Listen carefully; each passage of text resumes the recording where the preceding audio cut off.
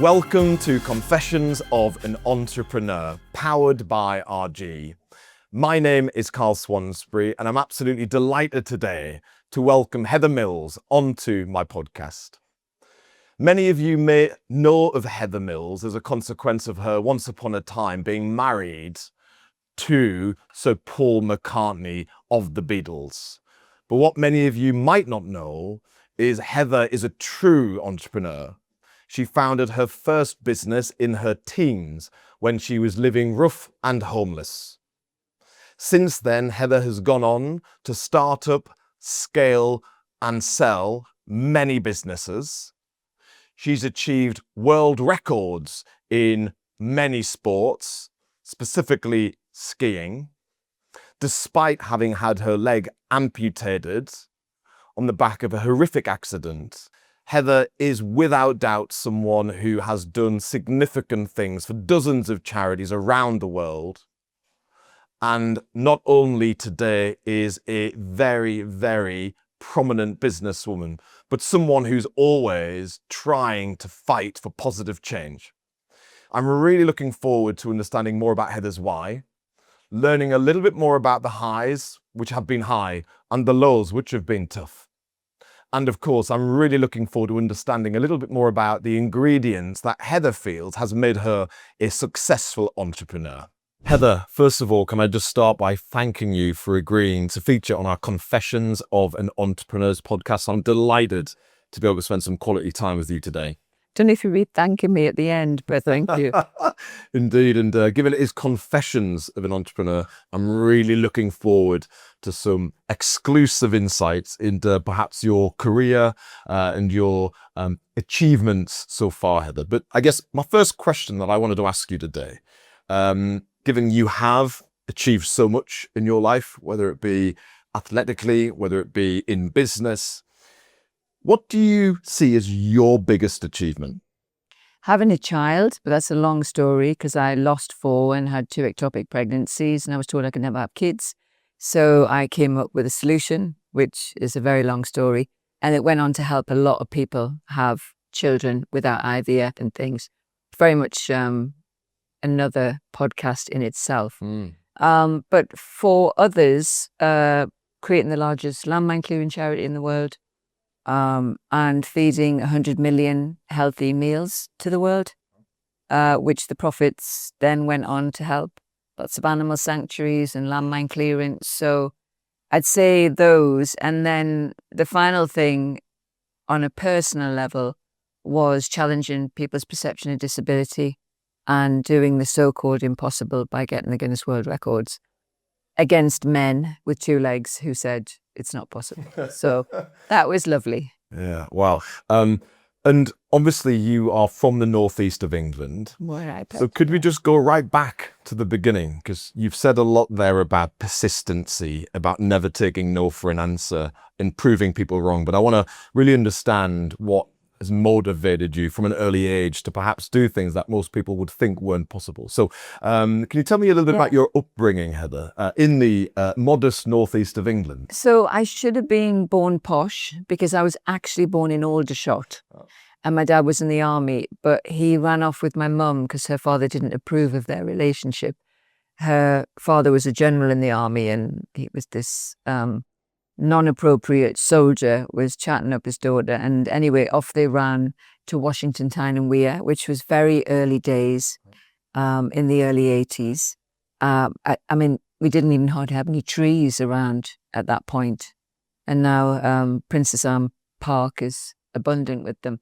So very young age went up there. My father was an entrepreneur in the extreme. So he would borrow money for something that was a harebrained scheme, actually brilliant ideas, but ahead of his time. So he was basically doing an animated version of what later became a Lord of the Rings type thing, but for Wagner's Ring Cycle, living at the Nibelung. So he became the chairman of the Theatre Royal in Newcastle and was a naughty boy, was always out and about, not very kind to my mother. She eventually ran off with one of the actors at the Theatre Royal, as you do when your husband's not very kind. And she ran back to London with him. He was a famous West End actor called Charles Stapley, and he was also in Crossroads as the antique dealer. And it's quite funny. But when she left, we didn't see her for 4 years. Wow. So I became the person at home that had to do the ironing, the cooking, the whatever we could do, while my father and his philanthropic supposed ways were getting him into a lot of trouble. We didn't have any money, but he borrowed everything. Everything was on hire purchase. So we lived in the biggest house in the council estate. He had a car outside that was posh, and everybody thought we had money, and we had none. It was all borrowed. And I swore that I would never get in debt in my life as an adult, and I never have, ever. So he then went to the office, he told us one day, and it wasn't the office. He was actually going to court. And the headmaster called my sister and my brother and myself into his office and said, your father didn't go to court today. Didn't go to the office today. He went to court and he's now gone to prison for 2 years. So our mother wasn't around. Our dad had gone to prison. We were teenagers, so not old enough to look after ourselves. My brother was shipped off to Brighton to be with my grandma, and my mother turned up. She'd written lots of letters, but my father had hidden them. Right. And she then picked us up and took us down to live with her, not so new partner, but a few years. And he was already 3 times divorced and did not want these kids in the house. So I lasted there all of 6 months and then ran away, lived on a fair, Freddie Gray's Fair on Clapham Common, and travelled around London in the back of a lorry doing waltzer rides. And then the guy that was really kind to me, I found dead from a drugs overdose, which is what freaked me out as a teenager, never to take drugs. And how old were you at this time? I was 14, 15 at this point, by the time I discovered his body. And I think that's why I've just never took drugs ever. Apart from the fact I'm an extremist. So I was an extreme chocoholic, an extreme sports person. I thought, well, if I did do drugs, I'd probably be extreme. So that wouldn't be a good idea. Probably not worth a try. A bit of good self-analysis. And so then I was homeless and lived under the Waterloo Arches when they existed for about 9-10 months, until a homeless guy was urinating on my hair out of my sleeping bag. And I went, I've got to get out of here. So I went to Waterloo Arches and got a 10p shower at the time and just stole food from supermarkets just to eat. Eventually got a job in a croissant shop outside Holborn Station in London. And the guy said, you can eat as many croissants as you liked. I pretended I was 17. I was only 15 and a half. And I ate about 30 a day, and I'm quite skinny, just to stock up in case I couldn't get, and I got fired after a week. So it was at that point I thought, well, I can't work for anybody, because he said that and then complained. So I decided I've got to do a business myself. And my father, by that point, because we're now 2 years nearly post him going into prison, I think he was let out early on good behaviour. And I went to visit and hoping he'd changed, and he hadn't, because he was very aggressive. Aggressive genius, but really extremely mad. So I went, okay, I'm out of here. And I went to the dentist to have a checkup, flicked through these magazines and saw stick-on bras. And I thought, what are they? Because I had really big boobs at the time for a young person, I was thinking that would be great when you wear a backless dress and you haven't got your straps falling down. So I learnt from my father's ways in a positive way, because he would set up a P.O. box in a posh area. Sure. So I thought, oh, well, and I looked, Knightsbridge is really posh. So I set up a P.O. box there, which is totally legal. But I then ordered some samples from America, who saw some interest from England, because it was an American magazine in the dentist. And I got some samples sent over, and they had A, B, C, D, E, F, and G. So I took them round, selling them door to door, and got a couple of complaints. Some women had hairy nipples, so I managed to continue to sell them to them, telling them it was a double free wax as well as an uplift. And I realized I was good at selling. So I then pushed and sold more and more. And then I got the franchise for it, which I eventually sold when I was 17 and a half, 18 for £250,000. Wow. And I thought, this is good. Find products that aren't in England and import them. And at that time, I had a boyfriend, and he'd sent a picture off to the Daily Mirror that I knew nothing about for the Mirror Dream Girl competition in a swimsuit. And I got a phone call saying, you are in the final for the Mirror Dream Girl competition. I went, haven't I entered this? And I looked at my boyfriend. It was one old-fashioned telephone. And he was like, I was like, what have you done? And I said, no, I don't want to be a model. And he said, yeah, you get to travel the world. And then I went, ding, travel the world. I can find more products. He said, you shoot in the morning, because it was the days of morning, tungsten type light, and the evenings, and you've got all day free. So I thought, I could get to travel the world for free, find more products, import more things. And so that's what I did. And then I found frozen yogurt, because it was the Jane Fonda era, and didn't realize frozen yogurt's also unhealthy from a cow. But at that point, it was healthier, I thought, than normal ice cream, calorie-wise. So it was before I was vegan. So I imported it and put it into cookie company, a big franchise cookie company. And then by the time I was 19, I was a millionaire. And my mother desperately wanted to leave her posh theatre actor, Charles, who didn't like children. And she said I would leave. She was one of these women that always said, I will leave, but I can't because. So she'd gone from an abusive, our father, to a mentally abusive next man. And it happens a lot. And she just thought that I would nowhere be able to bail her out. So I made the money and went to see her, and she'd been rushed into hospital because she'd lost her leg at the same age as me, and they'd reattached it in a car accident with my dad on the way to the Theatre Royal from Rothbury. We were living on a farm at the time, and basically something had gone wrong with the circulation in her leg at the Middlesex Hospital that was knocked down a few years ago.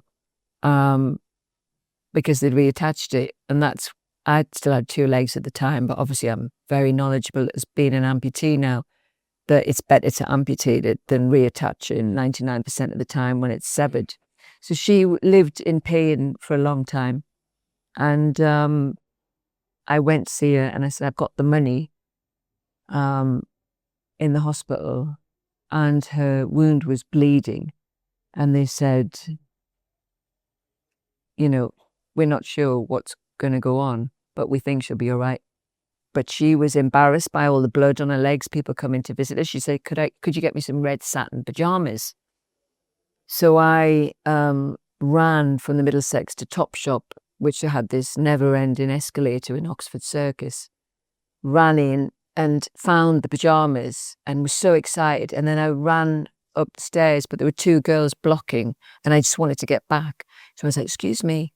And this girl turned round and she was like, who do you think you are? And she just pushed me down the stairs. So I was flying down these stairs, and I was so angry. And then they came down, the two of them, and started to fight.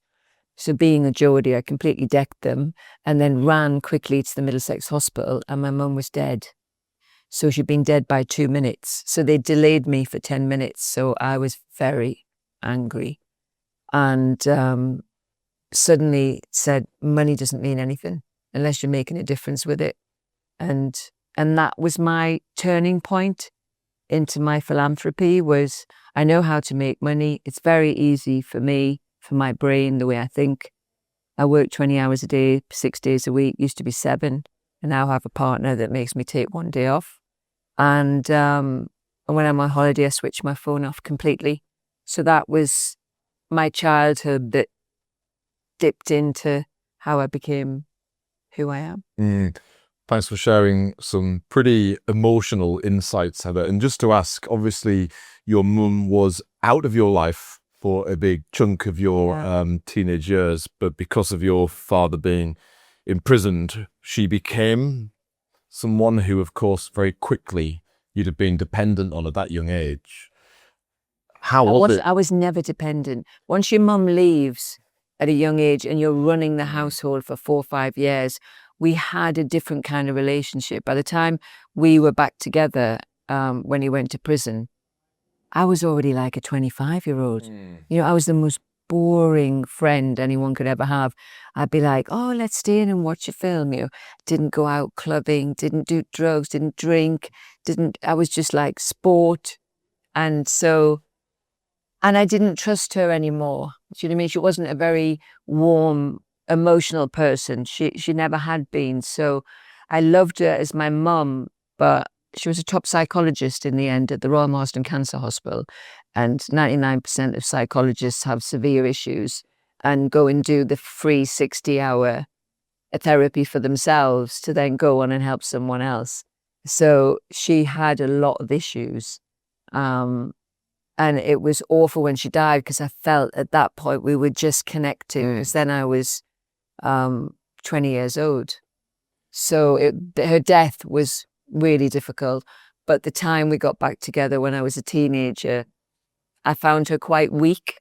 I think that's what made me completely the opposite because she just allowed this abuse to happen. And to ask, because as you say, at that time, Heather, you had grown up quick and you became practically independent. But did you not feel then that you'd been robbed of two parents? Almost did you not feel as if there was a lack of emotional maturity because you were just young, right? You were seeing a lot of things for the first time. I am a bit weird. My friends call me the alien, but my brother, sister and I are completely different. My brother's the most affected by our mother leaving. I think because he was older as well and they were closer. Right. My sister's probably the most angry and she says this herself. And I'd say I'm like in the middle between the two of them because I'm quite logical in the sense of I cry at films, I'm emotional and everything, but in real life, I cope and I deal with it. So I always wanted to be a surgeon or an emergency doctor because I would be able to deal with it. And I looked at it like my dad was evil and abusive. Couldn't blame my mum for leaving. You know, why wouldn't she? He was awful. And then she was quite a closed person because she suffered severe depression. And in those days, they used to do that One Flew Over the Cuckoo's Nest thing where they tell you to forget all your past and do the electrical treatment, all that crazy stuff. And when I was older and we got to know each other more, I found she could play the piano. She spoke 11 languages. She didn't teach us any. I wondered why I was obsessed with languages. And I played oboe and saxophone, but I didn't know where that came from. So that was when I was getting to know her and dig in. That was the hardest part, losing her as we got close. The earlier years, that wasn't as difficult. It's strange. It was the realization of, oh, I have now lost her. But when she disappeared when I was younger, and then I got over that. And it's funny because I have a half sister who I call my sister. She's still up north. Different mum, same dad. I'm really close to her and her mum. And never knew why her mum got together with my dad. She was smart enough never to live with him. She was a chief librarian in Newcastle. And my sister is more affected by only having a mum, even though she knows her dad was rubbish. I think because she had a normal, loving childhood with friends that had normal families, whereas I didn't get to see any of that. I had one friend that had a fantastic family who called the Quins down the road in Lambton, who used to give us food because there was never food in the cupboard. There was never any money around. There were just flash cars and, you know, we were more taken in and out by the bailiffs than anyone else in the entire estate because he couldn't keep up the payments. But that was like my family. And then my grandma in Brighton, I was really close to. But I never had any, oh, I haven't got any parents. I was just like, well, our parents are pretty crap. So I'm really close to my family, my siblings. So that's my family still. Mm. And presumably, not being able to rely on your parents for the reasons you've highlighted encouraged you to not only have to grow up quick, but to become completely self-sufficient, right? Because who else could you rely on? Yeah. And I had to take care of my brother and sister, because my dad wasn't around. And my dad insisted on changing his shirt twice a day. So I had to iron 2 shirts for him, one for me, one for my brother, one for my sister. And then I had to run to school, which was probably the best favour he ever did us because we didn't have enough money to get the bus. So I would run from Lambton to the Washington Baths, do 200 lengths 3 times a week. And then I have to run a few miles down to Usworth Comprehensive and then run home from school. So I was just like, forget Forrest Gump. I was just like running nonstop. And I remember at school, Mr. Piers said, "Oh, you've been invited to swim at Gateshead Stadium in a race, and David Wilkie's coming to give the prizes," because I had the under-12s national championship thing. But I always had to get my dad's dinner ready at a set time, and this was an hour after that set time. So I was like, I need to go get the washing on, get the dinner ready for everyone, and somehow get to Gateshead with no cash. So I was known as the carrier bag queen because I always had my sports stuff in a carrier bag. And Mr. Piers told a story on one of those TV shows, Stars in Their Lives or something, with Carol Vorderman about me and said, "Oh, we always remember when Heather was our school competitor and everyone was standing at the side of the swimming pool ready to go. And we're like, oh my God, she's not going to turn up." And I literally turned up, and I don't remember this. He told me, pulled my tracksuit off, had my swimsuit underneath, put my carrier bag down, jumped in on the whistle, did the 50-meter breaststroke, won the race, got out, put my tracksuit back on, and ran back to serve up the dinner. But that was his story. But I remember having to time manage from such a young age to make everything happen. Because my father was obsessed with Wagner. We had to record every Ring of the Nibelung, Siegfried, Goethe Dämmerung, recording with the claps, finishing after 12 claps. So everything was, on these Decca stations. And so it was literally every micro minute was managed. And that, as well as the sport, as horrible as it was as a child, I came to the realization when I was older, that's also what has made me so time efficient. And I think it's really important, and what's lacking in today's parenting is you can really love your child and keep them on a strict boundary up to a certain age.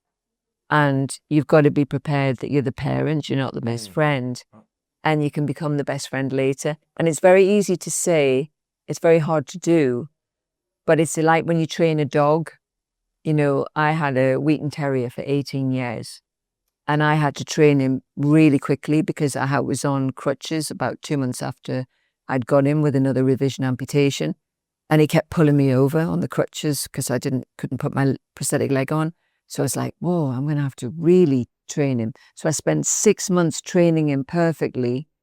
And then I had freedom for the rest 17 and a half years. He didn't need a lead. He was by my side. We lived behind Piccadilly Circus in Denman Street. He was known as the Soho dog.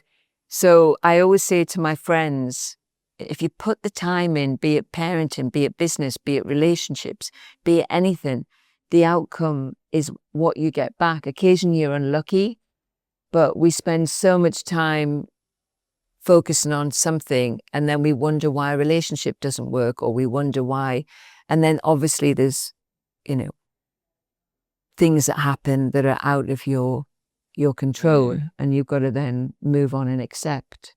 But I'd say all of those crazy things I had to go through as a kid, I do believe you are who you are when you're born, because I know people that go through crazy things and they become drug addicts and they're useless and can't cope with it. So, and I know people within the same family where one is incredible with the same love, the same parenting or the same abuse, and the other is a complete mess. So I think there's something genetic in a big way. Nurture is really important, but nature plays a big part. And you mentioned that, of course, your then boyfriend is the one who decided to put you forward for this competition. And of course, you went on to becoming a world famous model. But of course, initially, you said that the reason you allowed yourself to get into modeling was more so you could travel, so you could identify products to bring back to the UK. Was that always the case, or did you become really committed to being an incredible model? Did that become your full-time career? Never, no. I was a model for 5 minutes. That's what the press wrote. You know, I was modeling for a tiny period of time and getting more products in. And then what happened was I saw how horrific the model industry was, because because my friend died of drugs, I was like seeing all these models taking drugs to stay skinny. And I was, you know, and I'm slim, but I was like big and told you've got to lose more weight. And I was like, that's not going to happen. Do you know what I mean? I am what I am, and I like my food. And 15 croissants to do. Yeah, well, how are you going to lose weight? That was a one-off. It was great, but it was a one-off. That was a stockpiling in case I didn't get food. But I was a bit of a rebel in the modeling world because I was really anti-drugs. It was very sexist, and I decided to open a model agency to protect the girls. So I opened this agency just off Marylebone High Street in a place called St Vincent Street, which a lovely gentleman gave us an office for a discount from Trillium Pictures, a famous singer actually, and which I didn't have a clue about, but we met through some friends. So I set up this model agency there, and it was called Excel, and it became really successful, and it protected models because the way the modeling was then was you had to find part-time work to pay, and they weren't always professional because they needed to go and have a job, so they'd let you down. So I guaranteed them that they would be paid every week, no matter what. And in the ones I knew made an investment, I never charged them for photographs. There were so many con agencies that would say, oh, well, it's £500 to have your photos taken. If you ever hear that, never pay for photos. If an agency's interested, they will cover the photographer and do some test shots. So I ended up with a great portfolio of models that did really, really well. A lot of them are still friends to this day. One of them got meningitis and nearly lost her legs, and she ended up working with me for the last 32 years.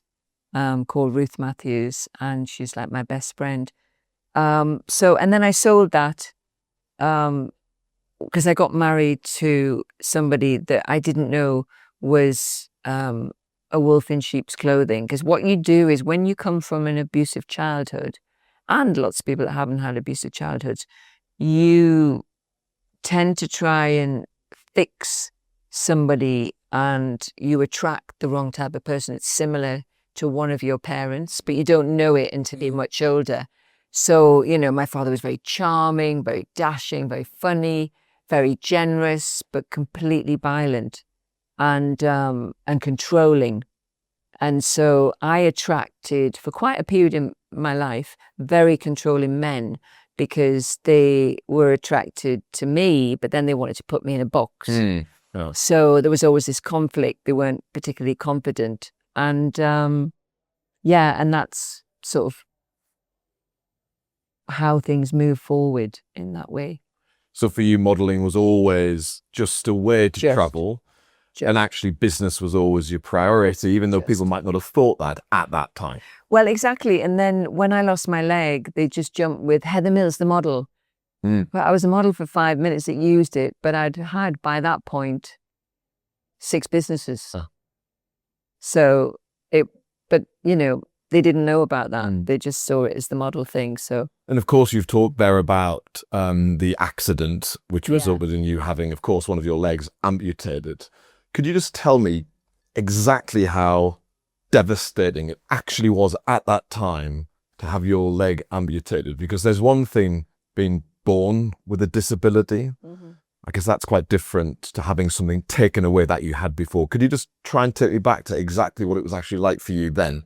Well, another story. I'd been working in the war in the former Yugoslavia, surrounded by people who'd lost limbs, which I accidentally, when I left my first husband, after I'd had the 4 miscarriages and the 2 ectopic pregnancies, he wasn't very supportive. His ex-wife took me on holiday. I became good friends with her because we shared the kids, and I was nothing to do with their divorce. So she took me on holiday to the then Yugoslavia, and this is relevant on the amputation because I'd never skied and I had 2 legs, and I did my first ski holiday. In those days, you had 2-meter-10 skis, not the curved parabolics now. So you just literally went straight and did a skid turn at the bottom. So that was in a place in Bled in Slovenia called Zatanik. And I fell in love with the mountains immediately. I never had money as a kid to go skiing. That's for people with money. And I was just like, I've got money now. I'm just going to leave my husband. So I left him the house, I left him the car, I left him everything, and moved into just a little studio flat in Ljubljana, which is the capital of Slovenia, but this was still Yugoslavia. And just skied and had a brilliant time. Met a ski instructor, fell in love with a ski instructor who's still good friends today. And then, of course, what happens? Typical in my life, can't just stay normal. The war starts.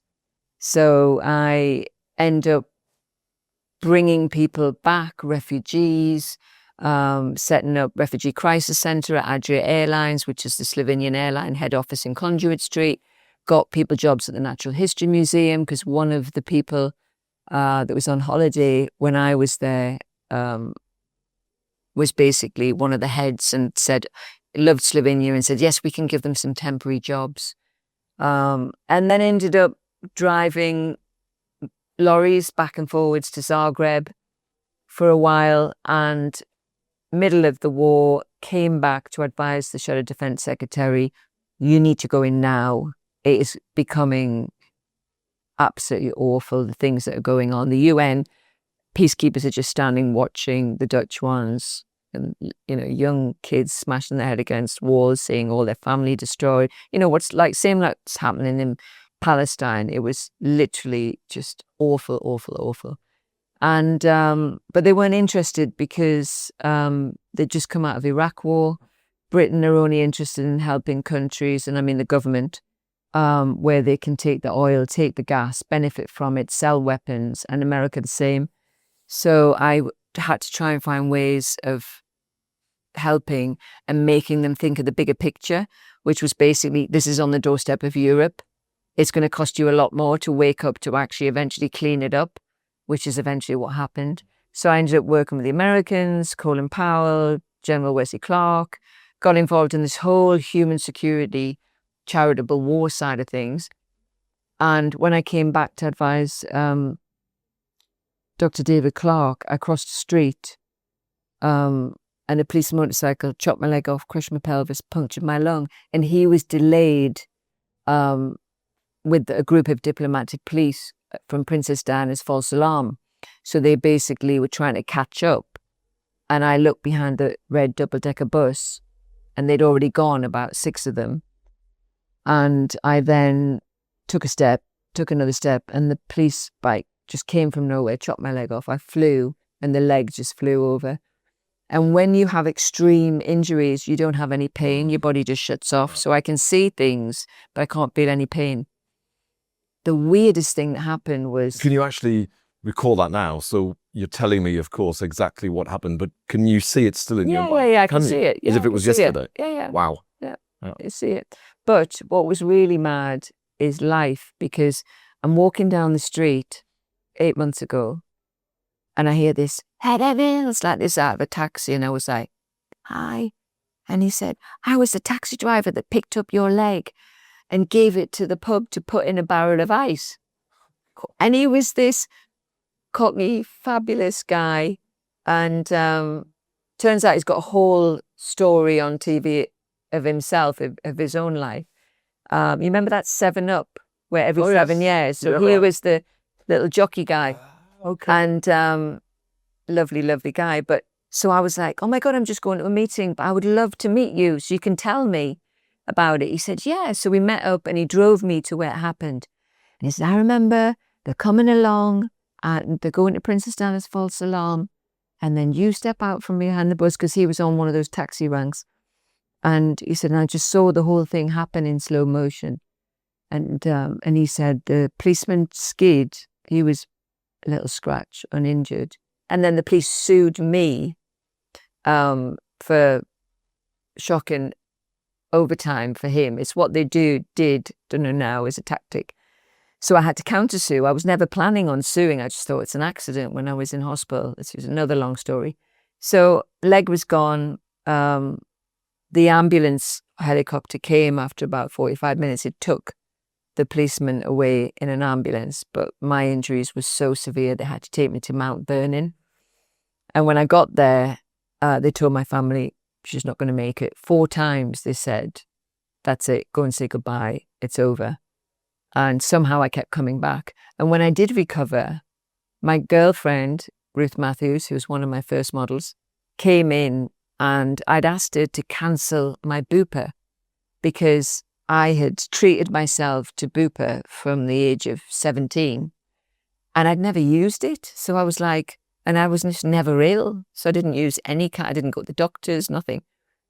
And I asked her to cancel it, and she came in and I said, did you remember to cancel that Bupa? And she went, oh, it was still in her bag and she hadn't cancelled it. So thank goodness, because I was in hospital for 5 months, and to be in a ward for 5 months of people snoring and farting and burping all day would have probably killed me way more than losing my leg. So I got put in a room where I could practice my saxophone. I could do all sorts of stuff months later, but I was flat on my back and my pelvis was my worst injury. My leg was the least worry. When you crush a pelvis, I've got metal plates that hold my pubis synthes together and my hips. And when it's crushed, you literally just can't move for months. So, and my lung was punctured, so breathing was a problem and it kept filling up with fluid. So they had a drain in that. And I stayed in hospital for 5 months. Wow. And had great friends come and visit me. How were you coping then psychologically? Because the pain, clearly you can manage to some degree, but you were lying in bed, seeing the fact that your life would never be the same again. Yeah. And you had lost your leg. How did you mentally view your future then as someone to that point who, of course, had achieved significant success across all parts of life? I don't know if it was because I saw so many amputees in the war before it happened, and helped them, that I never felt sorry for myself. I never thought, why me? I just sat in bed and went, okay, how do I get on with this? What do I need to do to resolve it? How am I going to fund, my family who was still at uni and college and were relying on me as dependents, my siblings? How am I going to do this? How am I going to do that? So I just switched into survival mode, which is what I do. And the press were going nuts. Model loses leg outside Kensington Palace. And they were outside and they wanted interviews. And I was like, and they just thought I was some stupid 21-year-old blonde model. They didn't know what they were dealing with. So I said, okay, we'll take him one at a time. I'll do an exclusive with each one. And to keep it exclusive, I'll do sections of different parts of my life and story, and then charge a lot of money for it. So that's what I did. And I made about 120,000 in a week. And then I could cover my charity donations, because a lot of charities were relying on me and my siblings for at least 6 months. So, And then suddenly, because I was comfortable talking to the press, I stayed there, darling, from 1993 until 1999. And not a lie or a bad word was ever written, because if someone lost a leg, I would go and counsel them. They would ask, can we have a picture with you and the person you're counseling? I'd say, only if you buy that kid a leg and you ask the family that they're happy. So I always made them pay for their stories to make a difference. So this became a natural thing. When the earthquake disaster went off in India, I made them pay this. When, whatever, if they wanted me next to a story, they had to give a donation to a charity or help somebody. So it was great. 1993 until 1999, very successful. I was TV presenter with Anne and Nick on BBC. I was with Esther Ranson. I was editing, producing, directing, camera, just learned everything about Avid for editing at BBC, and ran the charities and took aid and multitasked. And it wasn't until I got married the second time to a famous person and I couldn't speak to the press anymore to protect their family because they wouldn't allow it, that I then was attacked because they were like, who does she think she is? And that's when my life went downhill. From 1999, probably with the media, up until 2019, when I spent from 2001, when I knew I was being phone hacked, until 2000. It took me 16, 17 years to investigate the newspapers, the journalists, work with Hacked Off and get the journalists in prison. And it wasn't until I got the biggest libel settlement and helped 395 other people get theirs with no voice that the press backed off from me, because they went, oh no, I'm a dog with a bone. If someone does something unjust, I don't care if it takes me 50 years, I will eventually find justice for whomever that is when somebody's abusive. So it's funny how things happen for a reason. I lost my leg. If I hadn't lost my leg, the largest landmine clearing charity in the world might not have happened. If I hadn't lost my leg, I wouldn't have become vegan and created the largest vegan food company. And. So it's all, and I'd say to anyone that something extreme happens to you, just take a breath, because it's always for a reason. And just make that cut strong scar tissue. Don't make it make you vulnerable, because scar tissue is stronger than skin. So those things happen to you. If you can get outside of your own self-pity and think, okay, what is going on here? Why is this happening? You could lose a child. The worst thing in the world is to lose a child. But as my friend, my late friend Stuart Preble said in his brilliant book, a fellow producer up north, Grumpy, still Grumpy, if you haven't read it, you've got to read it. He said, he lost his child, and he said, it's not the worst thing that can happen. The worst thing that can happen is if your child is taken away and you don't know what's happened and you never see them again. Yes, no closure. Yeah, no closure. And so there's always somebody somewhere that's going through something worse than what you're going through. So get outside of yourself, as hard as that is, and see what difference you can make and connect with other people that have gone through similar things, rather than go, because once you're on that spiral down, those negative receptors in your brain continue to drill you into the ground. So it's like when I walk around, I see the homeless. I was homeless, but I was way too vain and proud to beg. So I'd just go nick some food from the supermarkets. Not encouraging that, but better than sitting begging. I never went on the dole. I could have claimed the dole. I never took a benefit. I literally would go and ask for work around the back of an Indian restaurant to scrub some pans. Or never think you're above doing something, because getting yourself on the first rung of the ladder is how you get to the top. If you're not willing to just step on it and get over yourself, that, oh, I'm not doing that. The amount of people I meet, especially the next generation at the moment, they all think they're going to make billions from some tech social media thing rather than roll their sleeves up. And, I'm in the factory this morning. I came on the train, didn't realize my hairnet was still on for this interview until I walked in and I went to get my glasses. I thought, what's that? And, it's my team have been with me for nearly 30 years because I roll my sleeves up. And if they slow down, they're embarrassed because they're half my age and they've got two legs. So if I can stand there picking, packing and chopping and doing it at 100 miles an hour, it speeds them up. We put some good disco music on. But yeah, I just think problem solving, solutions, get that in your head. And it becomes an addiction. And receiving is, it's so boring. It's so nothing. It's just more jewelry, more this, more that. My earrings are £5. I can't stand jewelry. As soon as I got divorced, I gave all my jewelry away to charity. So it's like people needing adornments to feel something about themselves. I was like that when I was a teenager. I was like, oh, get this, get that. You got too much time on your hands. I haven't got time after I brush my teeth to look in the mirror until I brush my teeth at night.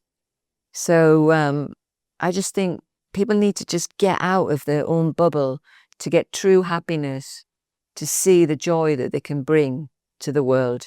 And if we can have more of that, instead of these self-absorbed egoists, the world will be a different place. And how do you think someone who currently is more introverted and focused on helping themselves than others can actually get out of themselves? Because you make it sound really easy.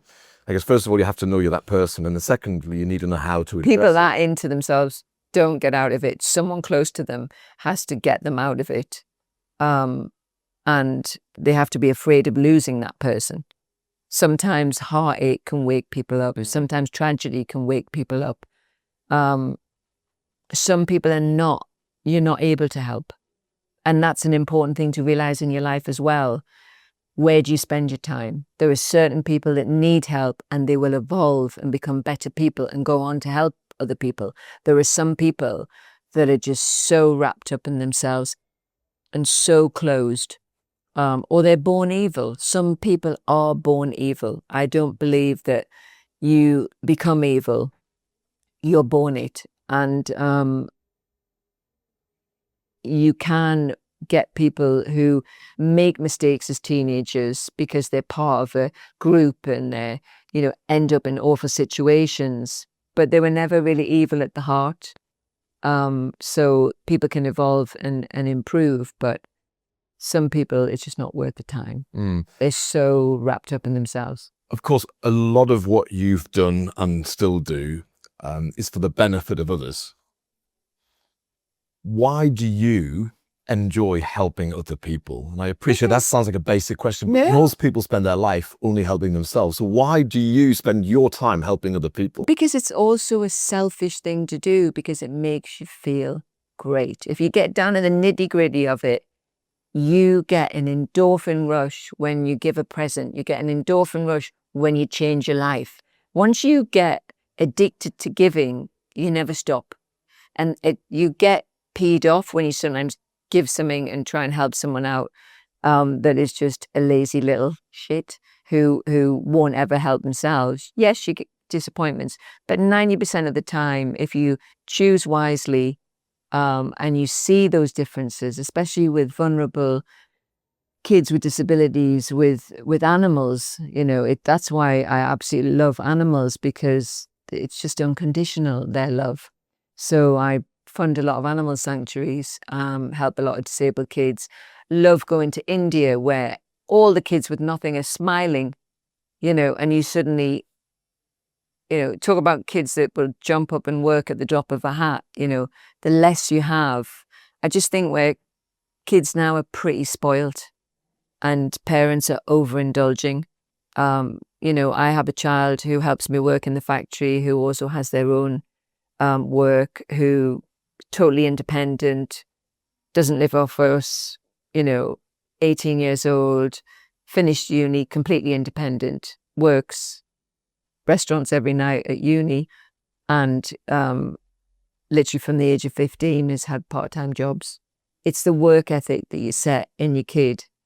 Doesn't mean you can't take them on a nice holiday and do some nice things, but you don't chuck designer clothes at them to make them even more obsessed with all of that rubbish. So they need to work for it and understand what kind of work is involved in creating a pound. And you talked quite practically, actually, about how you dealt with having your leg fundamentally amputated. And you made it sound as a matter of fact, and you didn't really give me any impression there that there were times where you were depressed, or perhaps couldn't see a positive way forward. Was there ever a time where genuinely you did wonder whether your life would ever be the same again? Or did that not even cross your mind? Was that not even a thought? The only time in my life that I wished I wasn't on the planet was when I went through my divorce and I was abused with so many lies that destroyed my charities. So, you know, they destroyed the landmine charity. They destroyed all of the charities. They destroyed everything. That was devastating. Not because it was me, because I could handle it towards me. The It was implications. it was the cruelty of what went on behind the scenes to destroy so many people's lives. And by destroying the charities, they then killed people. So people were being blown up when the mines could have been. That was the only time I thought, well, maybe these charities will be helped more if I'm not here. So that is the only time in my life where I actually logically sat there and thought, maybe that's it. Maybe I've done as much as I can. Maybe I shouldn't be here. And if I didn't have a young child at the time, maybe I wouldn't be here. So, but that is the only time in my life that occurred. Never for if I lost an arm or a leg, or it's just a physical thing and you work out. You know, to me, there's solutions to that. It's out of control things and injustice and abuse and cruelty. That's what, you know, and that's why I'm a dog with a bone, because when I see something like that, you know, I would become like Dexter if I had to. You know, I'm like literally can't stand cruel, nasty, absorbed people.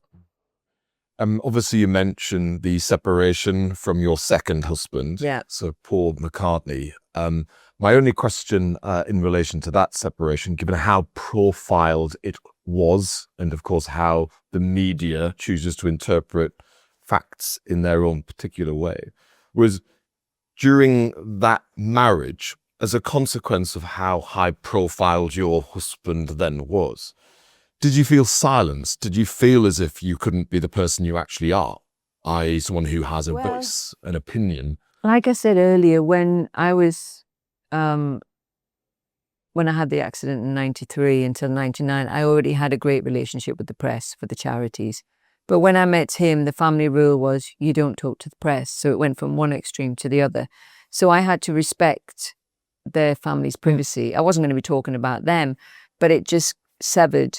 It was fine for them to talk to the press, but not me. So over time, I realized there were rules for one and not rules for another.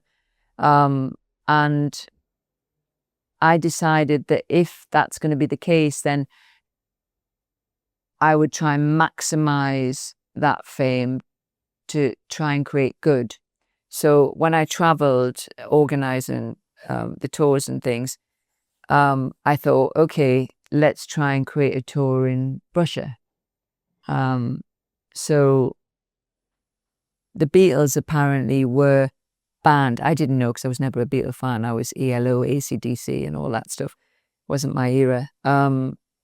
But apparently they were banned from performing in Russia.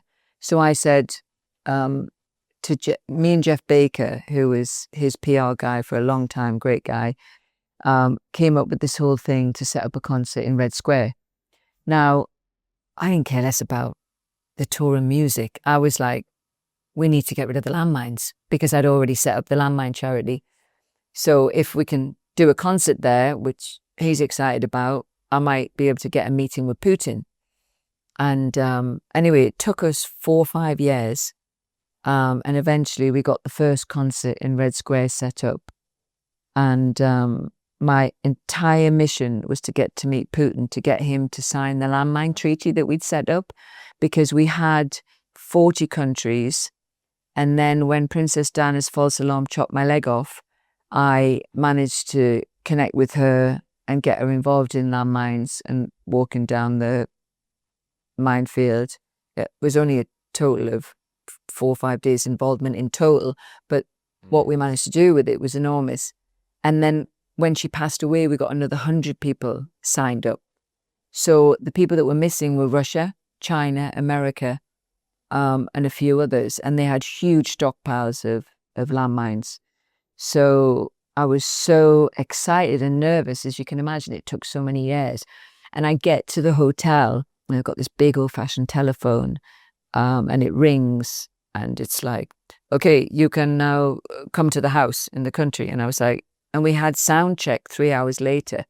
And I was like, okay, where is that? And they said, oh, it's 1 hour and maybe a bit more in traffic. And I was like, no, we've got sound check in 3 hours. Why can't he come to the Kremlin? And I'm like this. And we will check. So I put the phone down. And then it rings back. And he went, it's okay, you can come to the country. I was like, well, no, we've got sound check. It's okay, we'll close the roads. It will take 20 minutes. And I'm like, you can't close the roads for us to come. What about people that got to get to hospitals, schools, an emergency? So I'm getting into this argument and suddenly thinking, what are you doing? You've waited for this for 5-6 years. But I said, he needs to come. I'm sure he has a helicopter and he can come. We cannot do this. And I put the thing down. I was like, what have I done? And it rings back. Okay, he will come on the helicopter and we'll meet you then 30 minutes. So I put the phone down and I said, okay, we're going to go earlier and then sound check straight after. So we went over. Normally, when I've utilized that name to open doors to do charity things, they're all fans and obsessive. So like the Americans, you know, they're all into We All Live in a Yellow Submarine, which was Ringo, from Vietnam, Colin Powell and all that kind of stuff. What I didn't realize was Putin had no interest in him at all, but it was a PR thing. So when we arrived, I thought it was a private meeting. There were loads of press there. And we literally walked in. Being in that lifestyle, you get used to it. You walk around a corner and it's lights. So you just continue and then sat down and we're sitting like this. You're Putin. I'm here. Paul's here. And Putin starts talking to me in Russian.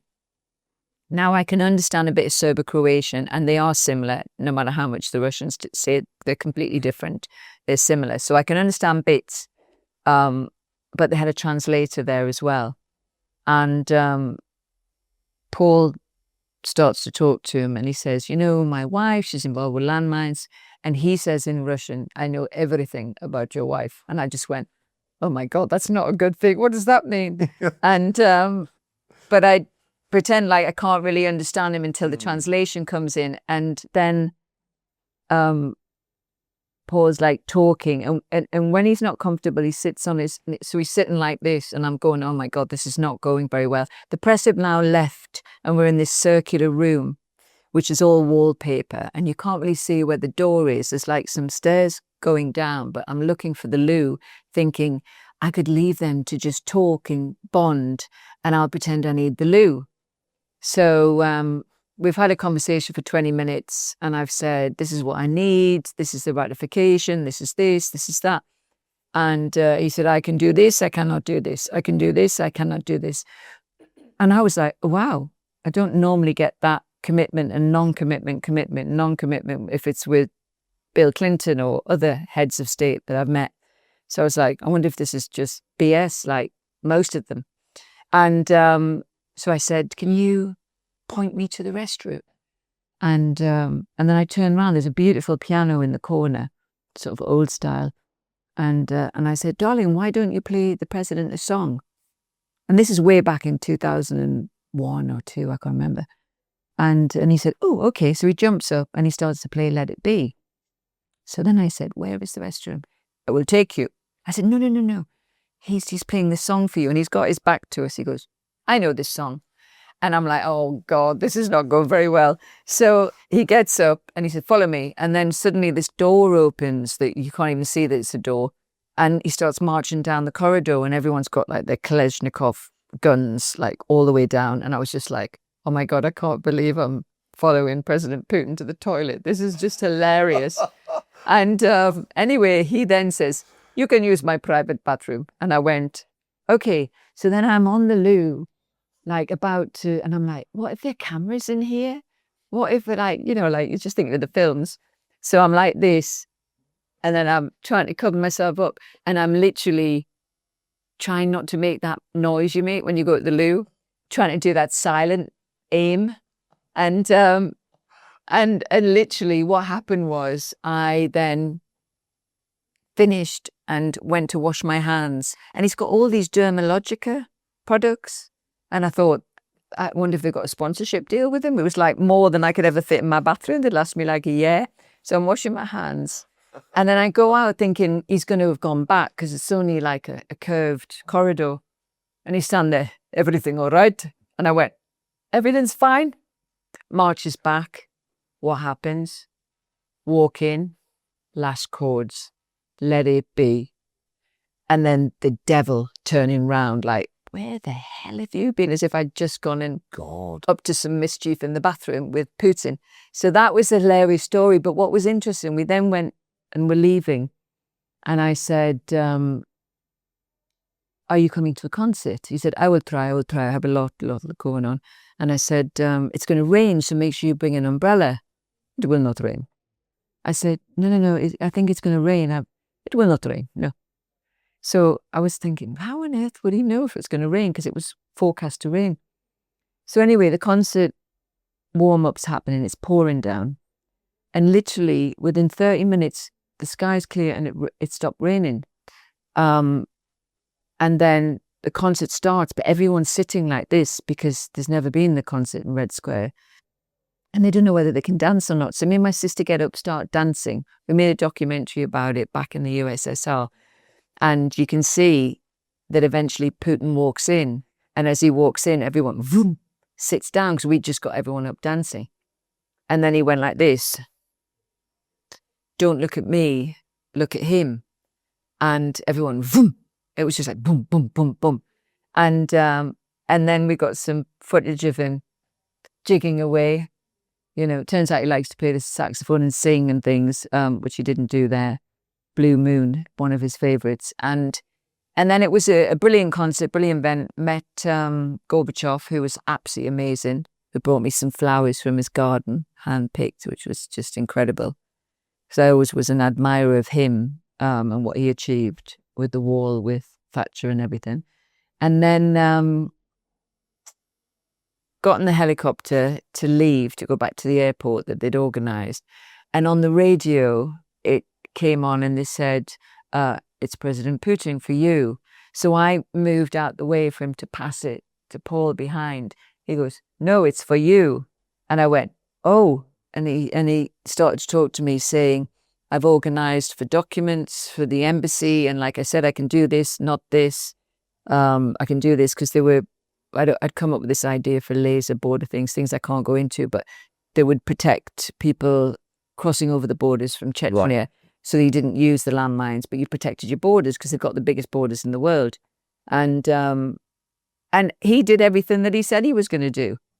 And this is way, way, way back. I don't know, the nightmare that's going on with Ukraine and everything is just awful, awful, awful. But yeah, that was the mad story of turning something positive out of, being in a negative environment of the media and making the most of someone that I deeply loved at the time, who had a huge profile, but did very, very little philanthropic work. Mm. His late wife did loads, but he didn't. He was just he gave me one day a year, so that was the day. Obviously, before you even met Paul McCartney, you were very successful, high profile, but of course, that's not as high profile as that became. Yeah. It was more celebrated. UK, Europe. This then became worldwide. Exactly. Yeah. How do you cope with that? Because again, you speak quite practically, Heather, about most things, but the reality is it must have been quite out of body at certain times, sitting opposite Putin, having a conversation and he taking you to his private bathroom. For many people, that would be quite overwhelming. I mean, how did it actually feel and how did you manage to fake it, i.e. to give the impression that this was all just very laid back for you, even though you must have been feeling quite out of body at the time? Well, it was mad. It was totally mad. I'd met a lot of famous people, but famous people never, unless it was Michael J. Fox, who I had a crush on when I was a kid, because of his energy jumping all over the cars. I was never into famous people. I don't hang out with famous people. I never did then and I never did afterwards. I know some. I just hang out with nice people and they could be famous or not famous. So the thing that I was overwhelmed and nervous about was how important this was for the landmine treaty. Yeah. So what a powerful moment this was in history to be able to manipulate something to achieve something for the greater good. That was the pressure on me. And that's always what drives me and keeps me going, is having the kind of mind that sees a problem and knows exactly what the solution is. The issue are the barriers in between, because you're dealing 90% of the time with knuckleheads that haven't got a clue what they're doing. So it was more sort of, am I really going to make this into what it potentially could be? And then getting into a relationship. My ex didn't hang out with famous people ever, like never. So we never lived in a go to these things, didn't go to the opening of an envelope. We went to something, if it had, very, very private. He lived a very hermit life. Because when you're that famous, you go to dinner, forget it. It's a nightmare. People are so nuts. Some people are lovely, but the Americans particularly have no sense of self. So I'll be sitting here talking to you, having a romantic dinner, and someone will come and go, "Can I have your autograph?" And literally, you're just about to put some spaghetti in your mouth. And in the end, you don't go out. You don't go out to eat when you're that famous. So I always say to people, when I was young, I wanted to be successful, and fame added to that success. But if I ever give advice to someone, never get famous, always get successful. Never, ever get famous. Once you are famous, it's hard to get out of it. I managed to remove myself from fame and go to the mountains in Austria and become a ski racer and really extract myself. And by, putting the journalists in prison that did all the damage, the whole media thing calmed down. But when you live in that media of being chased and lies being written and abused and everything, it is the worst life you could ever live in. I feel sorry for the royal family as much as I think they're incredible for the work they do at the King's Trust and everything. But it is the most awful life of being in the public eye, because you are just in a cage. My life was way easier living on the streets, So if you said to me, okay, if you're going to spend, because you're free, you might be cold, you might be hungry. And I can say it because I lived it, but you are not having nonstop abuse. And people who live on the streets now might watch this and go, what's she talking about? But unless you've lived in that life, you've got nothing to compare it with. So I've lived in both. And I think if you work hard, you can always have some form of reasonable life, unless you're really, really unlucky and have been left with humongous responsibilities because a partner's left you. There's always caveats to them. But yeah. And of course, can you just give me an insight into whether you were still running businesses whilst you were married? I was running all of the charity philanthropic stuff, and I ran my businesses for so long. I had brilliant teams, but my ex-husband needed 100% attention. There was no breathing space. There's always the famous story of, they never spent a night apart in his marriages. It's because he couldn't be alone. So I'd be there. I had to go to every tour. As much as you like the music, 360 concerts, over a few years, you just it becomes just, you get on a plane, you get off a plane, you get in a car, you go through a back door of a kitchen. You can't go through a front door in a hotel. You just go through the kitchen doors. You go up to your room, you stay in your room. You can't go out because there's screaming fans everywhere. So you are just in a prison until you get home again, which is why he had a lot of country land. And then you feel breathing space. So, it's claustrophobic. Of course, you give us an insight into what got you into skiing and the love for the mountains. How did that turn into a desire to potentially pick up a world record or two? Talk me through that. Well, this skiing was so accidental. I'd skied a little bit just before the former Yugoslavian war, skied, I think, twice since. And then 2010, so we're talking like, the 90s until 2010, skied a tiny bit. And I just finished Dancing on Ice for charity and living in a fridge box, proving that one leg you could do ice dancing because no one had ever done it before. So I wanted to challenge the perception as usual. And I said, let's take a holiday. And my girlfriend said, let's go to Austria. And her friend was the tourism organizer and said, oh, can we just do a little interview with Heather while she's here? And we'll make a donation to charity or whatever. And I was like, okay, let's just do it. And then the next morning, the Icelandic volcano went off. So all the flights were cancelled. And she said, look, there's a glacier. We should go and try skiing. And I was like, oh, I haven't skied forever.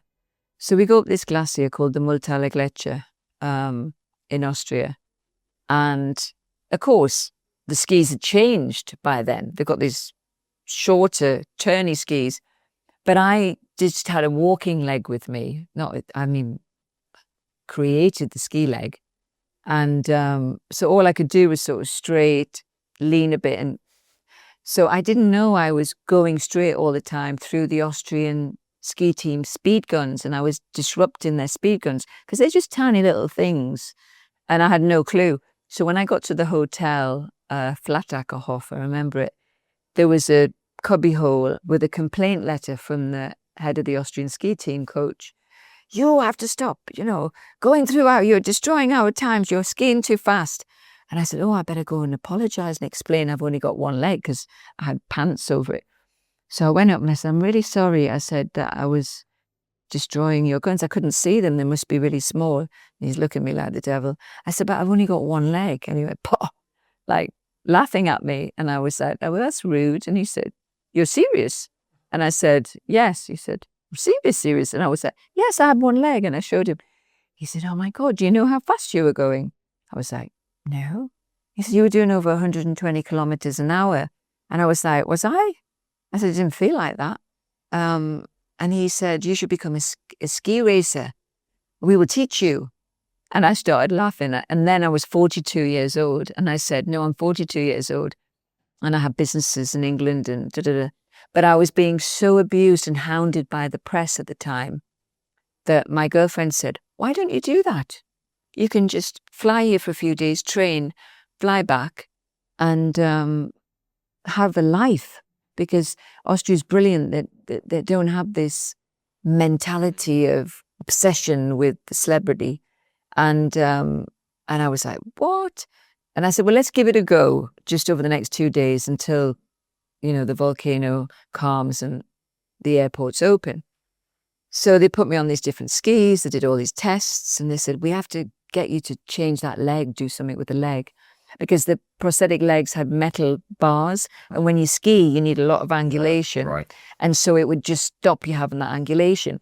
So I flew back home and I thought, oh, that was so wonderful because I hadn't experienced the mountains since the former Yugoslavia, which was wonderful memories as well. And I went back home and I was walking on the travelators, in the airports, and they're quite bouncy.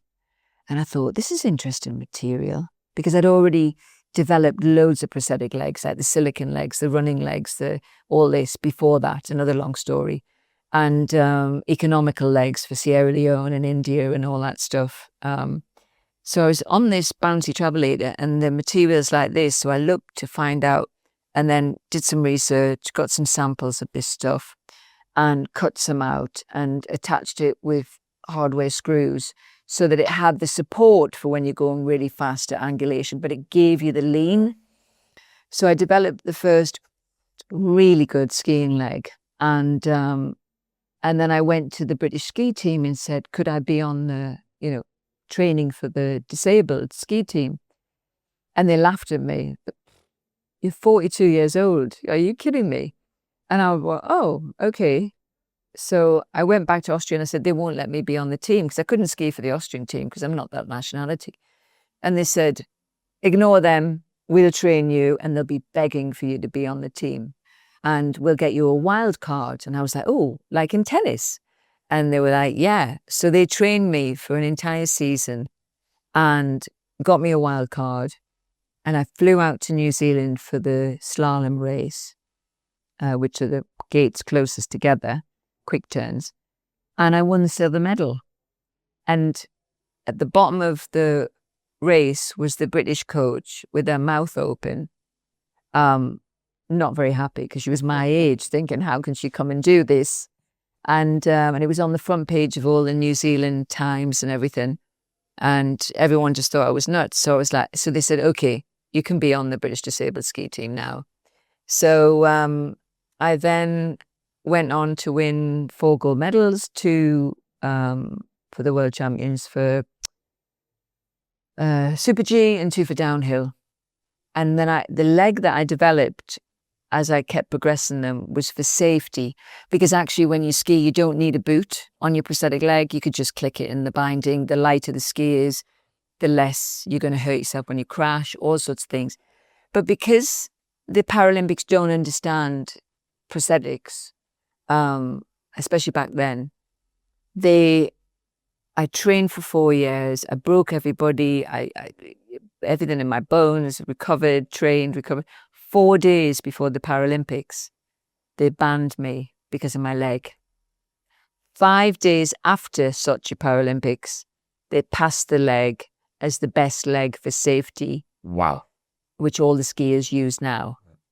So that was unjust, and that nearly made me kill somebody, because for 4 years I had dedicated myself 6 hours every morning training, running my businesses in the afternoon, really working my life by the second, and then to be denied that to go to the actual Sochi Paralympics was horrific.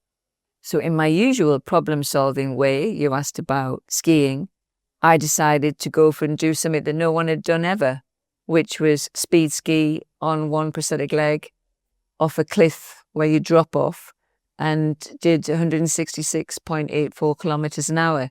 And that was healing. So when something goes wrong, find something to replace it, to heal yourself with, rather than I could have just swiveled into depression that I was denied my opportunity. I took it like, okay, I'm going to turn this into X, Y, and Z. So that's when I got the Guinness World Record. Incredible. And still hold it today. Still hold it today. At that time when you were dedicating all of your time to improving your time, Yeah. to be a phenomenal skier, you mentioned you were still running, of course, your businesses. A lot of people talk about an inability to do more than one thing to a high standard simultaneously. How do you manage that? I don't know what it is. It's like I see a problem and I see a solution really simply. I've just done it with the NHS, but you can never find a healthy health secretary to actually enable it. So I've created a spreadsheet that is dictator level, and that's why I can never be an MP, because I would just be a dictator, because I see the problem and the solution. And it basically says, stop all food in the NHS immediately, wipe it out. Don't give the patients an option other than 8 things, which are very pure and clean, which I did in New York, which is another long story, into the hospitals. They're out of bed 50% quicker. There's no diarrhea, constipation, IBS. There's no food waste, and it saves billions. So where the NHS say they don't have money for junior doctors and nurses, it's because they take the money and they pour it down the toilet, or they put it in the patient to make them pour it down the toilet and get more and more sick. So there are solutions everywhere that are really quick, can be initiated immediately, that people don't do.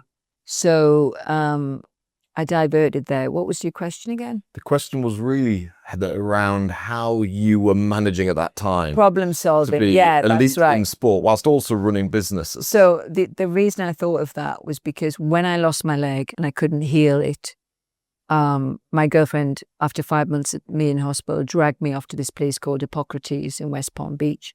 And, you know, I was a meat and veg Geordie girl, meat and mash.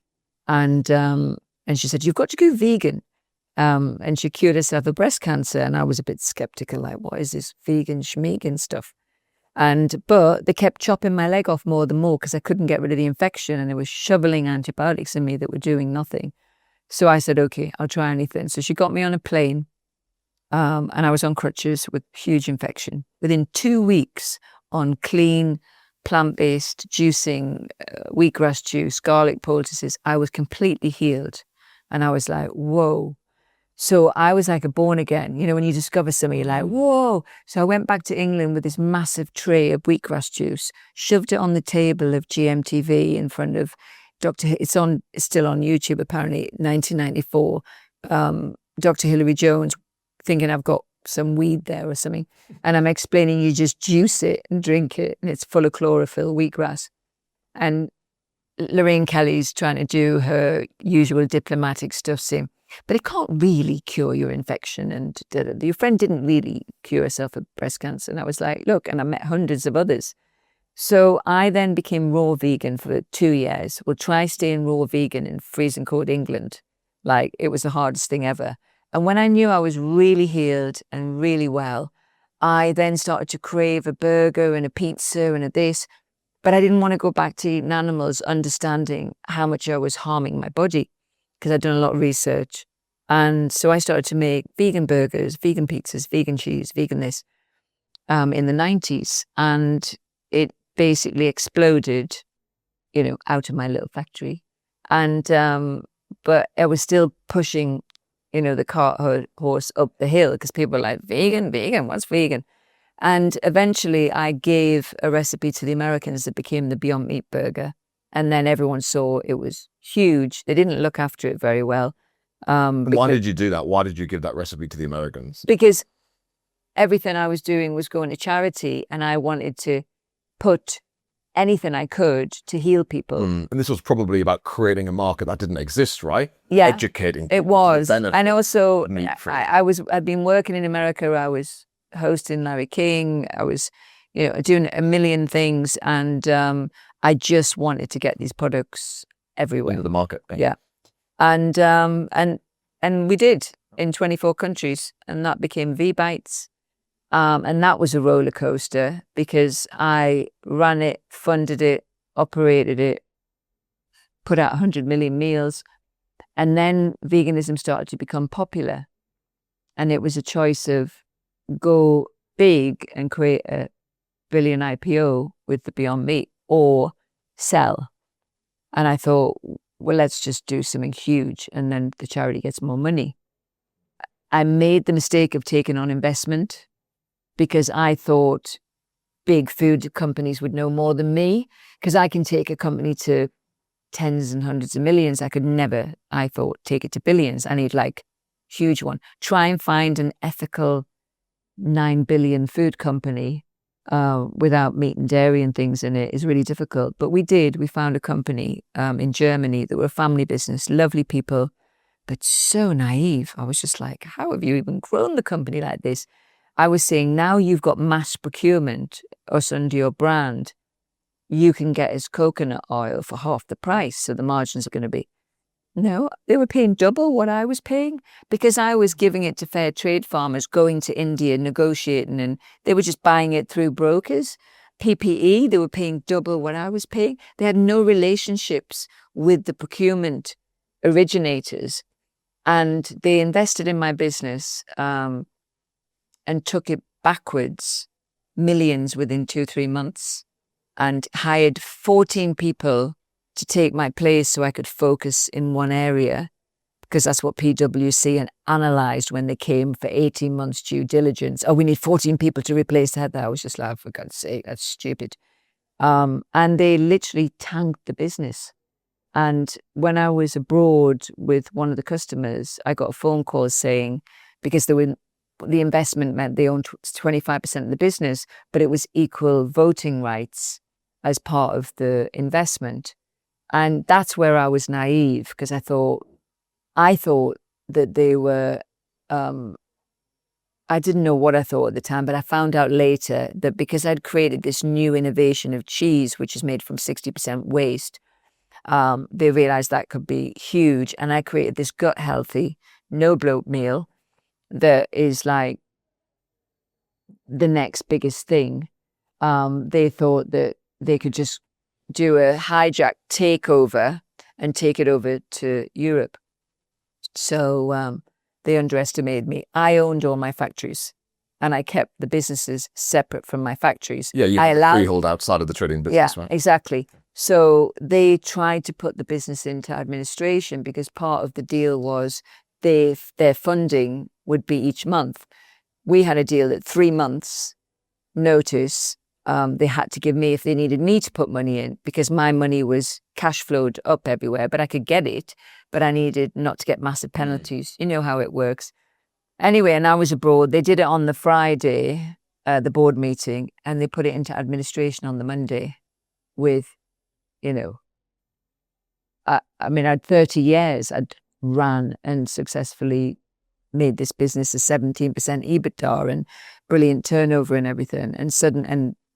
I made all the vegan Applewood cheese, the Domino's vegan cheese, the McDonald's vegan burger, everything.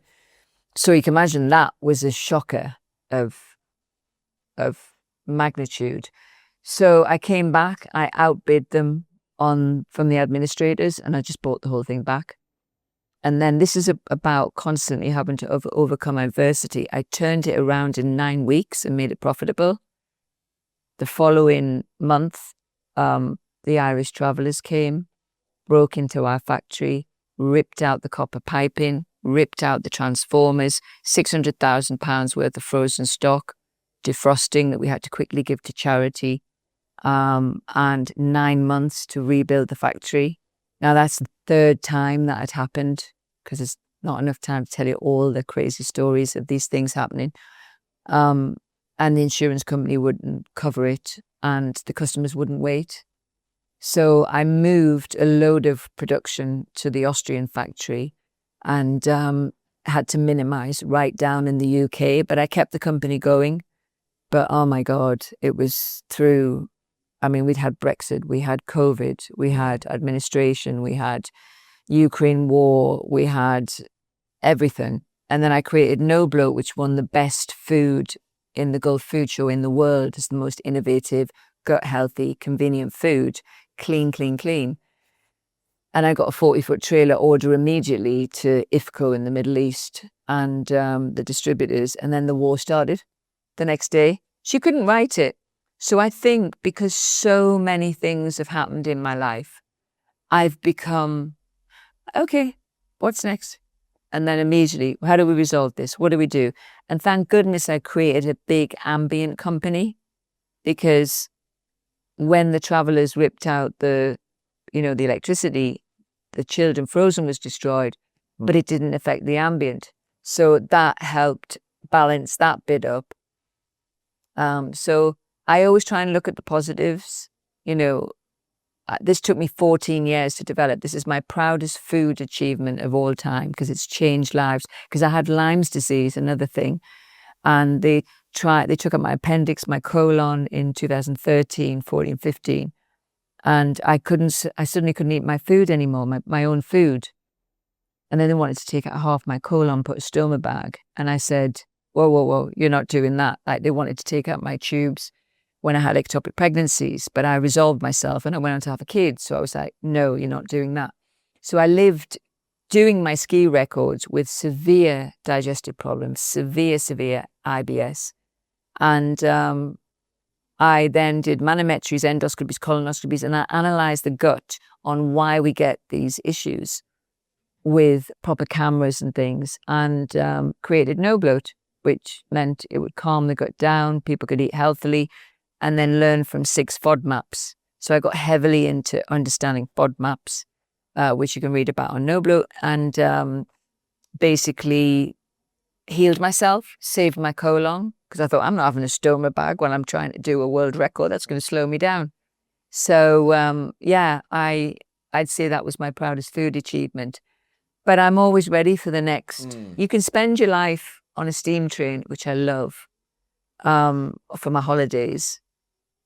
But you have to make a decision in life. Are you a roller coaster person? Are you someone that should run your own business because it takes a certain character to make a successful business? Or are you someone that supports that person, that becomes part of that, entrepreneurial army, because I would tell everybody, never, ever, ever start your own business if you want a life, unless it's the life of your business. Because to have a successful business, especially in today's society, you have no life, you know, and especially as a woman, it's even tougher. You know, I'm an egalitarian and I hire equally, but women are still underpaid for doing the same job across the network. And they're still penalized for the fear of, oh, she's going to go off and have a baby. And I understand that as a business because that's a cost and it's an inconvenience. But women can multitask more. They generally are percentage much harder workers in the sense of as a percentage putting in the dedication and the hours. Most of the guys that work within my businesses are always like trying to get off to the golf course, which I'm saying you can go to the golf course, but if you don't come back with a 2.2 million order, then you never go on the golf course again. So, you know, there's funny conversations in our factories, but yeah, I would just say, just be prepared for the worst every time. I can ask you a question because, as you say, lots of female entrepreneurs may not have achieved what you have, and they might feel that being a woman in business has or is holding them back. Clearly, that hasn't held you back. Why is that? It could have done. You have to have two personalities. So I'm like soft, romantic marshmallow at home, you know, but I'm absolutely direct, not cutthroat, not as my team who've been with me 10 to 30 years say they take advantage of me all the time because they've got too close to me. But I literally shock people with how direct and honest I am. So I think if you know your subject, you know your industry, and you're willing to stand up to a bully if someone's...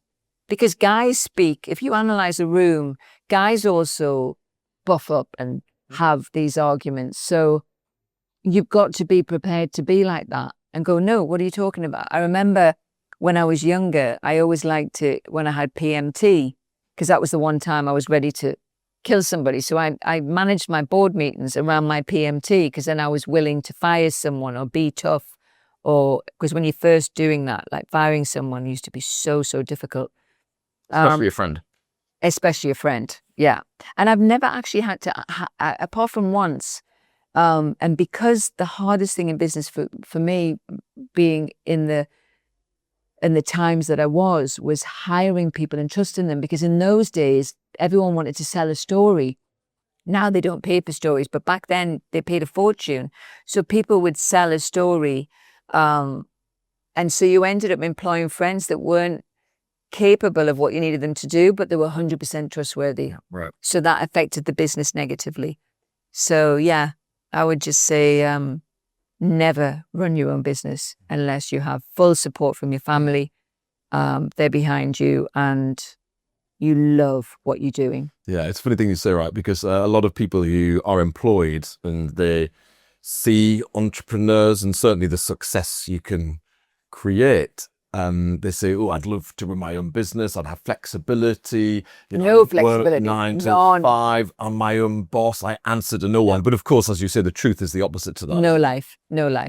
You don't have weekends. You don't have evenings. You're on call the whole time. After, what am I now? 50 years, after 40 odd years of running businesses, I'm all or nothing. So when I'm on holiday, I have no phone.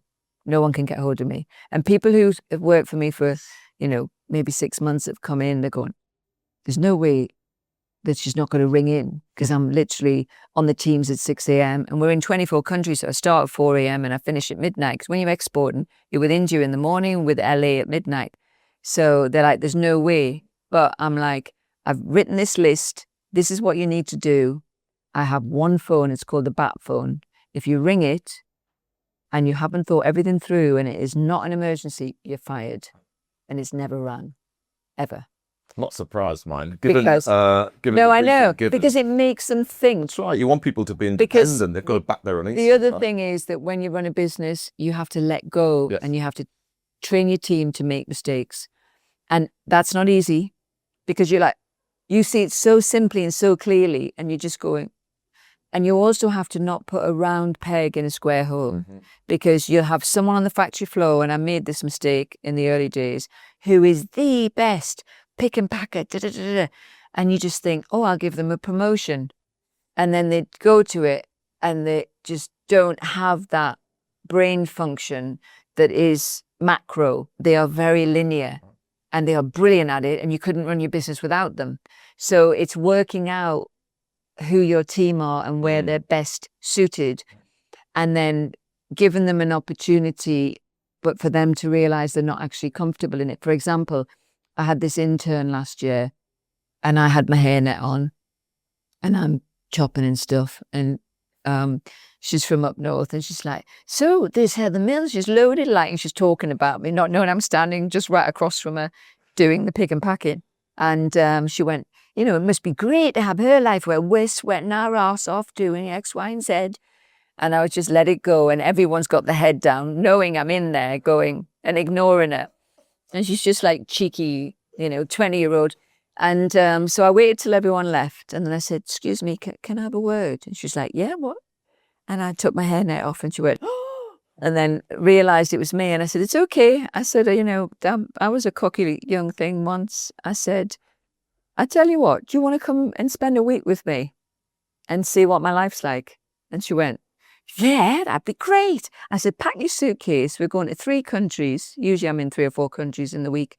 And all you got to do is ghost me and listen and learn. You haven't got to do the speeches. You haven't got to do the interviews. You haven't got to do the procurement, the buying, the this, the that, or the 1,000 emails in between on trains, planes and things. You just got to sit and see if you can stay awake. And so anyway, she lasted 3 days and she begged to go back in the factory. She went, oh my God, I could never do your life. Because I woke her up at 4. I said, we're now on a conference call. You make notes. Then we're getting on a flight. Then I'm doing 2 conference calls in the taxi. I'm going to do emails on the train because the signal's bad. And then we're going here. Then we're going to order procurement. We're going to check this. Then we're going to do a BRC analysis. Then I've got 4 calls with amputees that need counselling. Then I've got this. Then I've got that. And then we're finished at midnight. 2 days and 2 nights she lasted, and said, I'm going back in the factory. So I would say to anyone that wants to run their own business, go and ghost someone that truly runs their business or more in a type of business that you think you can go and start up. Because you can have the dream, and the amount of people I've advised against it, knowing their personalities could not cope with the pressure, and they're all bankrupt within 6 to 12 months. And just a question on that. Obviously, when you set up your first business, Heather, you were homeless. You had nothing to lose financially. So for any entrepreneur in the making watching this podcast who's currently employed, has a family, has a mortgage, has, in relative terms, a lot to lose, but they've got this itch to scratch, what would you say to them? Keep scratching, and then go and work in an exact same company and learn everything. If my machinery goes down, I know how to fix it. It literally, from A to Z, farm to fork, you must know everything. Whatever the business is, everything from start to finish. Then you have to have the family that can support it. Then you have to be prepared that family are happy to live in a camper van. I was really lucky. I have a kid that lives on charity clothes and hates wealth. And basically we said, and when I had this turning point where there was this massive opportunity, it was like, I can keep control of my company, but I have to invest everything. I have to sell the house, I have to sell everything. And I have to then, because to create massive factories and everything without borrowing left, right and center, I just sold everything and then took these risks on the basis that we said, what's the worst thing that can happen? We can live in a camper van, and I can stack shelves at night and ski all day. Is that a bad life? No, but only if you're willing to live like that. And I can sleep on a floor or a palace. So work out who you are, what your limitations are. I can go without washing and cleaning for a week. You wouldn't want me to, but I could easily. And some people are precious about, I need all my things. I'm a gypsy and I travel all the time. Some people need to be in their homes and their home bodies. So it's sitting and working out who are you and what support network do you have around you, because you can't run a business successfully if your family are not supporting you. No. So I would suggest one person has the paid job that supports the family if the other person's going to be entrepreneurial, and try and surround people around you who you trust. But if you don't know what you're doing inside out when you begin, forget it. The chances of it working, 90% of entrepreneurial thought startup businesses just go under, and people don't talk about that enough. No. And my last question, Heather, for today, because I think we could talk for hours, but my last question is, obviously over your life so far, you've had high highs and you've had some difficult times. And of course, when your business VBites went into administration and you bought back the business from the administrators, I mean, not only was that devastating, but also it demonstrates just how committed you were to the cause.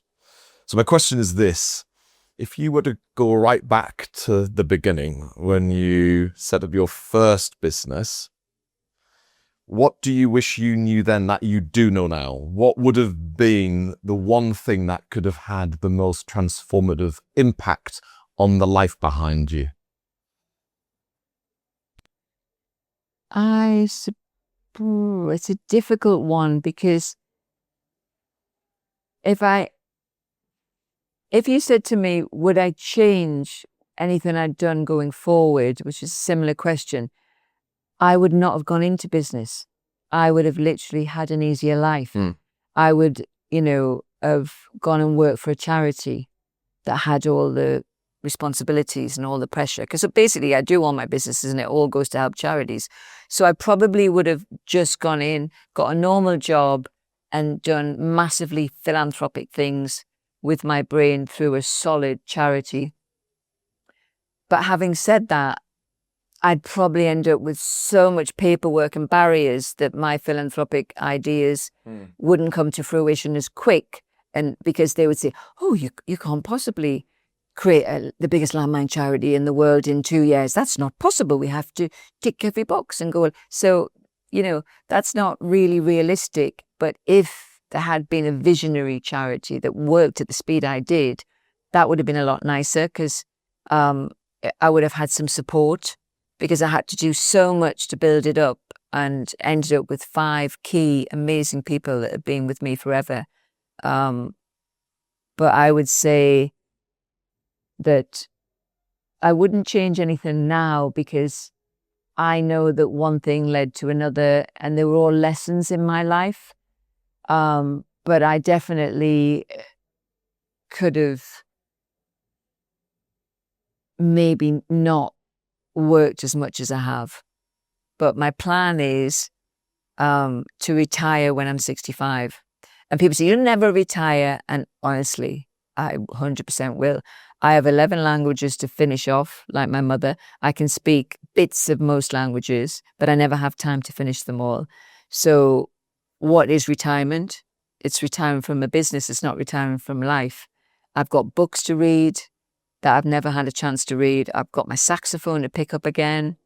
And I've got friends all over the world that I want to go and travel and visit. Because I had a friend that died recently, and she saved her whole life and was about to retire next year and go traveling.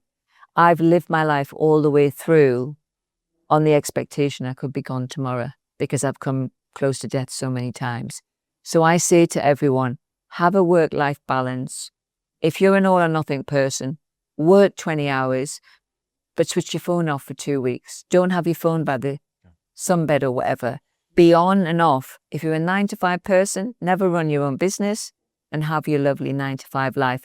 No, you're not going to be totally loaded, but you're also not going to suddenly wake up and go, where did my life go? I actually didn't get a break. So work out who you are is what I would say. Heather, genuinely, it has been inspiring, insightful, hilarious, and without doubt candid. Thank you so much for agreeing to spend some time with me on my Confessions of an Entrepreneur podcast. Thanks for having me. It has been a genuine pleasure to have Heather Mills on my Confessions of an Entrepreneur podcast today. From humble beginnings in the northeast of England, it was really interesting to hear a little bit more about how Heather, as a consequence of not having her mum around in her teens and her father having been imprisoned, became really independent, highly self-sufficient, and actually assumed that everything she wanted, she had to work for herself, supporting her siblings and, of course, being the breadwinner for the family, despite only being in her early teens. Heather talked really passionately about her love for business, or I should say her love for problem solving. It is quite clear Heather doesn't see obstacles. What Heather sees is an opportunity to improve what already exists. She is a very can-do, very pragmatic person, and without doubt almost sees no as a red rag to the bull. Heather, without doubt, is someone who likes to challenge the status quo. Will never be told no unless there's logic nor reason. And even then, we'll probably see if there is a way in which the no can become a possibility. Accepting any positive change of note is difficult to bring about. Of course, we talked a little bit about how Heather went not only from setting up her first business to very quickly becoming financially independent and indeed a millionaire.